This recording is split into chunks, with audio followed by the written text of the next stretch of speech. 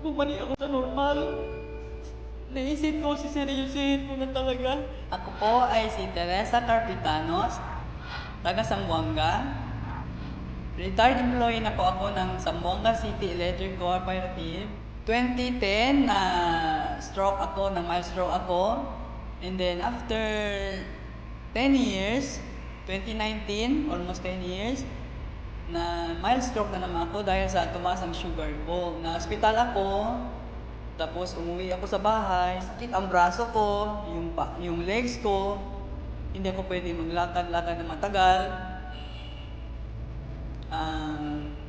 Naisip ko, ano ba ang, sinanong ko ang doktor ko, sabi ko, Dok, ano ba ang pwede kong gawin na medyo magkaroon naman ako ng lakas-lakas? Sabi ng doktor na, talagang ganyan, hindi ka na babalik sa normal. So, ang ginawa ko, hindi, fight ko talaga na bumalik ako sa normal. Yun na. In-invite ako ni Tata ulit. Sabi niya, mag-DSN ka ulit. Yun na nga. Naisip ko, siseryosin ko na talaga.